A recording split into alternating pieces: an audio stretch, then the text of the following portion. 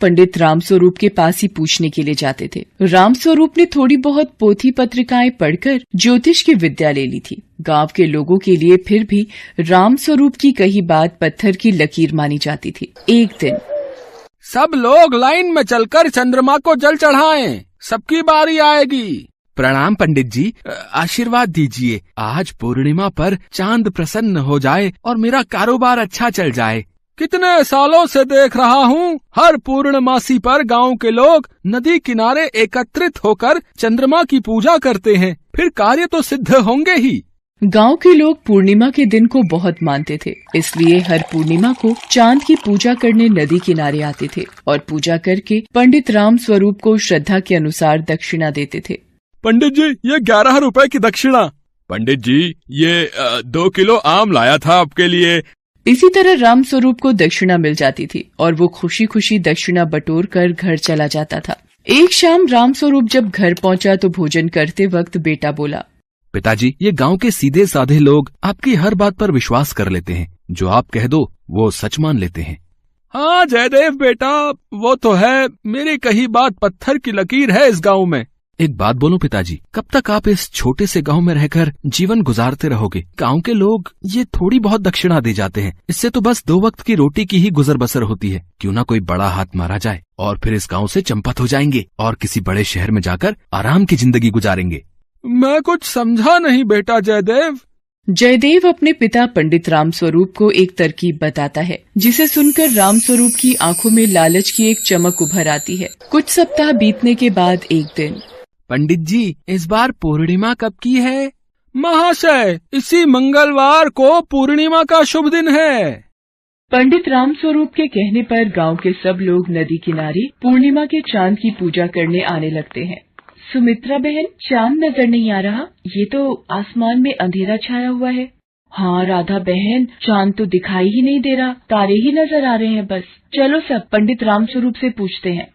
पंडित जी, आज पूर्णिमा है पर चंद्रमा तो आसमान में दिखाई ही नहीं दे रहा। पंडित जी, आप चुप क्यों हो? आप कुछ बोलिए। ये पूर्णमासी की पूजा कैसे होगी अब चांद कहाँ गया पंडित जी? गाँव वालों, जिस बात का मुझे डर था वही हुआ, चांद की चोरी हो गई। क्या? चांद की चोरी? हाँ, चांद की चोरी। कल रात भगवान मेरे सपने में आए और बोले कि एक अदृश्य डाकू हमारे गांव से चांद को हमेशा के लिए चुरा कर ले जाएगा, ताकि इस गांव के लोग चांद की पूजा ना कर सके। पर वो अदृश्य डाकू ऐसा क्यों करना चाहता है? भगवान ने इससे बचने का कोई उपाय तो बताया होगा। वो डाकू हीरे जवाहरात, पैसे और आभूषणों का लालची है। उसे ये सब मिल जाएगा तो वो चांद को छोड़ देगा। ये खबर गांव के मुखिया के पास भी पहुंचती है। मुखिया भी पंडित रामस्वरूप की बातों पर विश्वास कर लेता है। अब जब हमारे गांव पर मुसीबत आई है तो इससे सब मिलकर मुक्त होंगे। ठीक है, यदि उस चोर को रुपए और आभूषण चाहिए तो हम दे देंगे, पर कम से कम हमारे गांव को चांद वापस तो मिलेगा, है कि नहीं?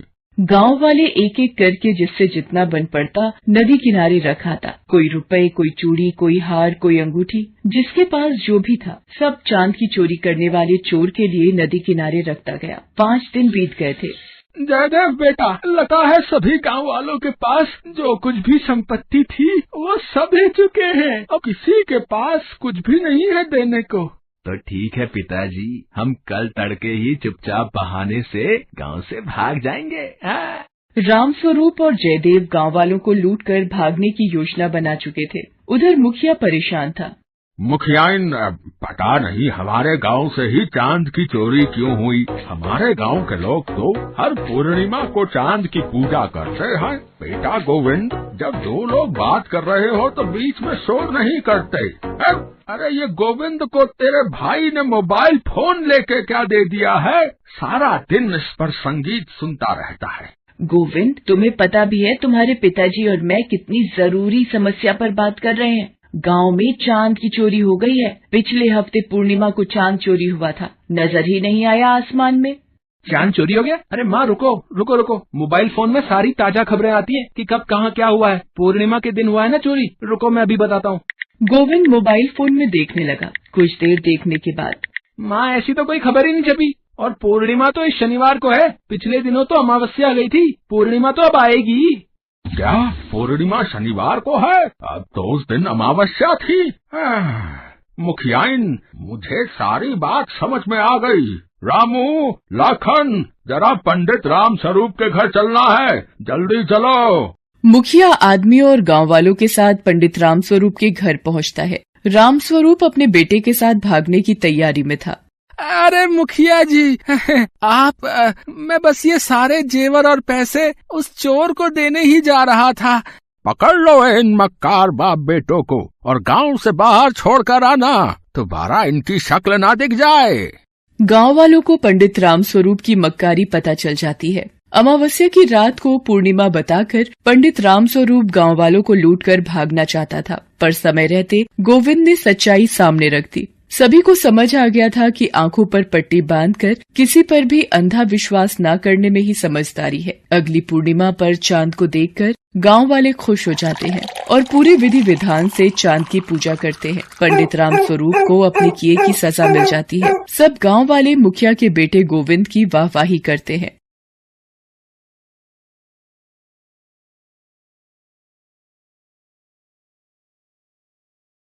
हरिपुर गांव में एक गधा अपनी बूढ़ी माँ के साथ रहता था। उसके एक हाथ और एक पैर था, इसी वजह से लोग उसे अद्धा कहकर बुलाते थे। अद्धा जब अपनी बूढ़ी माँ को काम करते देखता तो उसे बहुत दुख होता था, पर अपने अपाहिज होने की वजह से वो चुप हो जाता था। एक दिन उससे रहा नहीं गया और वो अपनी माँ से बोला, माँ, मैं भी पैसे कमाने शहर जाऊंगा, फिर तुम्हें किसी भी बात की कोई तकलीफ नहीं होगी। देखना, हमारे पास बहुत पैसे होंगे। माँ, मैं शाम तक पैसे कमाकर वापस आ जाऊंगा। बेटा, तू शहर कैसे जाएगा? तेरा एक हाथ है, एक पैर है, तू अपनी देखभाल कैसे करेगा? और चला भी गया तो बेटा पैसे कैसे कमा पाएगा? माँ, तू बस जाने की इजाजत दे दे, बाकी मुझ पर छोड़ दे, मैं चला जाऊंगा। मैं तेरी और तकलीफ नहीं देख सकता माँ। ठीक है बेटा, पर शहर में अपना ध्यान रखना। मैं रोटी और सब्जी तेरे लिए बांध देती हूँ, रास्ते में खा लेना। माँ से जिद करके अद्धा शहर की बस में बैठ गया। उसे तो बस माँ के लिए पैसे कमाने थे, इसी आस पर वो घर से निकला था। कुछ घंटों में अद्धा शहर पहुँच गया। अद्धा पहली बार शहर आया था। वो इधर उधर घूमता रहा। वो कभी किसी दुकान पर काम मांगता, कभी किसी दुकान पर। इसी तरह वो एक पंसारी की दुकान पर काम मांगने पहुंचा। मैं गांव से काम की तलाश में आया हूँ, मुझे कोई काम मिलेगा? तुझे क्या काम दूं? है, तेरा तो एक हाथ और एक पैर है, तू क्या काम करेगा? नहीं नहीं, मेरे पास तेरे लिए कोई काम नहीं है, चल जा यहाँ से, जा। अब मैं क्या करूं? मैंने माँ को वादा किया था कि पैसे कमा कर ही गांव वापस लौटूंगा, पर यहाँ तो कोई काम नहीं दे रहा। चलते चलते अद्धा एक सब्जी मंडी में पहुंच गया। सब्जी मंडी में काफी भीड़ थी। अद्धा सोच में पड़ गया।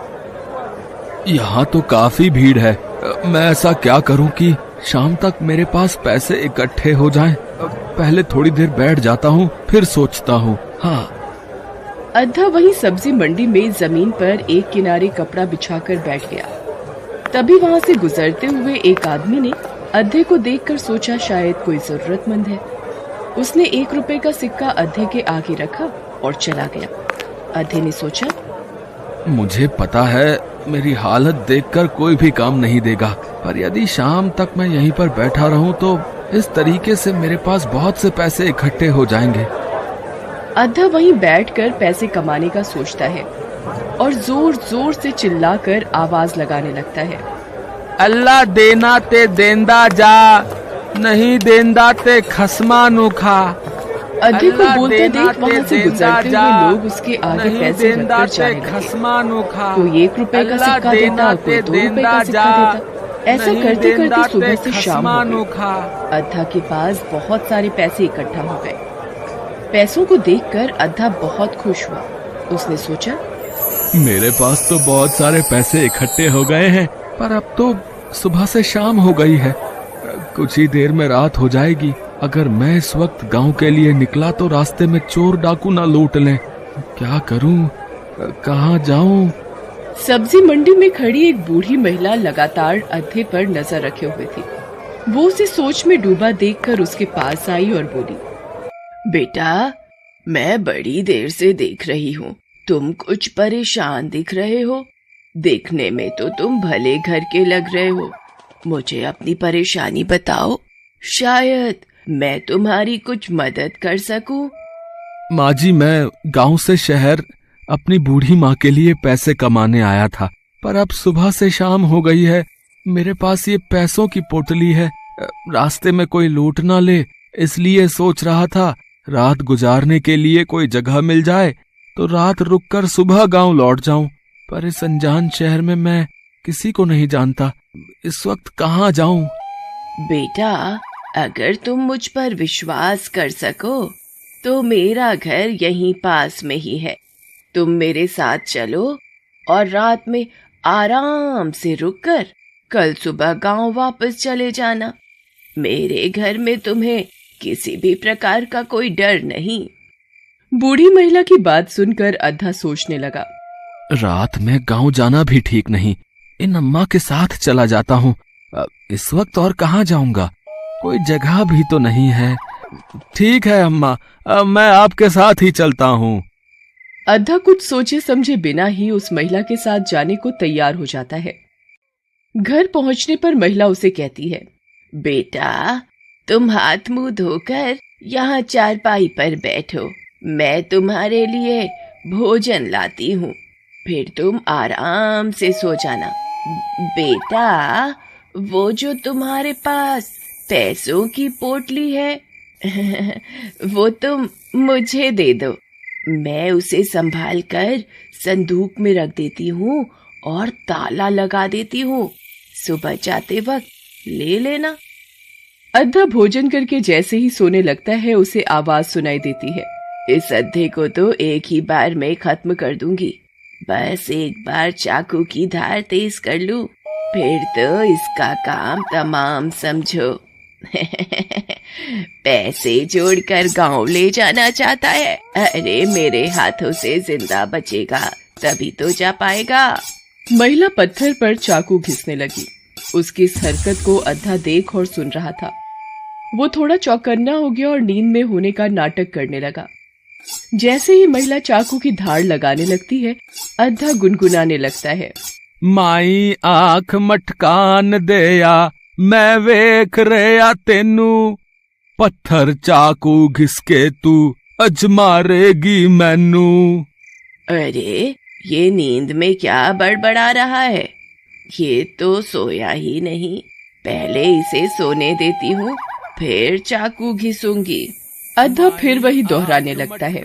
बूढ़ी महिला फिर चाकू घिसना रोक देती है। ऐसा करते करते पूरी रात बीत जाती है। अद्धा भी रात भर नहीं सोता। बूढ़ी महिला सोचती है, अब एक ही रास्ता है, इसकी पैसों की पोटली तो मेरे पास ही है। मैं थोड़ी देर के लिए बाजार जाने का बहाना करके घर से बाहर चली जाती हूँ। जैसे ही ये इधर उधर होगा तो उसी वक्त इसकी पोटली गायब कर दूंगी और बोल दूंगी कि चोर चुरा कर ले गए। थोड़ी देर रोएगा और चुपचाप यहाँ से चला जाएगा। ऐसे इससे मुझ पर शक भी नहीं होगा। अरे बेटा, उठ गए? रात भर शायद तुम्हें नींद नहीं आई।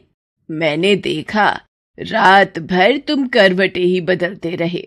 चलो कोई बात नहीं, तुम नहा धोकर कुछ खा लो, मैं जरा कुछ जरूरी सामान लेकर आती हूँ। बूढ़ी महिला बाजार का बहाना करके घर से बाहर चली जाती है। तभी अद्धा सोचता है, यही मौका है इस चालाक बुढ़िया से बचने का। वो तो भगवान का शुक्र है रात में मेरी आंख नहीं लगी। अगर जरा सी भी चूक होती तो ये मेरा काम तमाम कर चुकी होती। अब इससे पहले ये बुढ़िया आए, जल्दी से अपने पैसों की पोटली लेता हूं और यहां से भाग जाता हूं।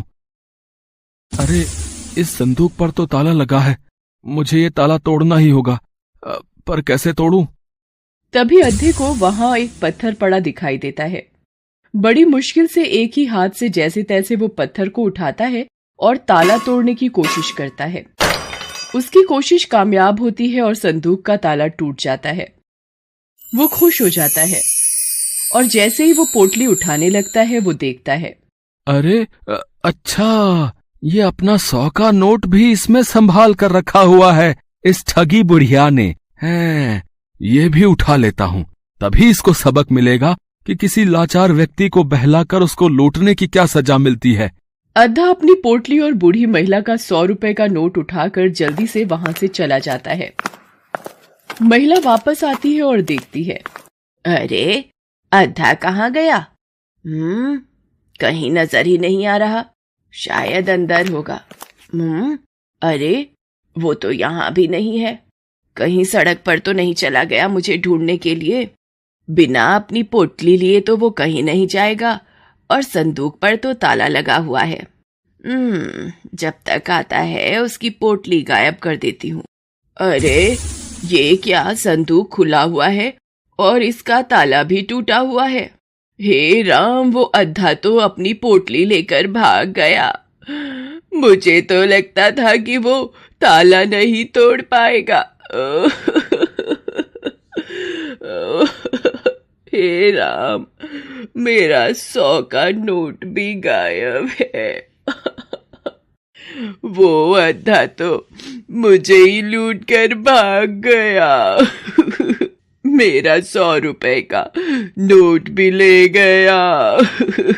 बूढ़ी महिला की करनी का सबक उसे मिल चुका था। वो अद्धे के साथ गलत करना चाहती थी, पर उसे खुद ही सजा मिल गई। बुरे काम का बुरा ही नतीजा होता है, ये बात उसकी समझ में आ गई थी। अद्धा अपनी बूढ़ी माँ के लिए पैसे कमाने निकला था, इसलिए भगवान ने भी उसका साथ दिया और उसकी रक्षा की। उधर अद्धा जब रात भर घर वापस नहीं आया तो उसकी माँ को चिंता होने लगी और वो दरवाजे की ओर बार बार देखने लगी। अद्धे को वापस आता देखकर वो खुशी से फूली न समाई। घर आकर अद्धे ने सारी घटना अपनी माँ को बताई। माँ भी अपने बेटे की हिम्मत और सूझबूझ को देखकर बहुत गर्व महसूस करती है।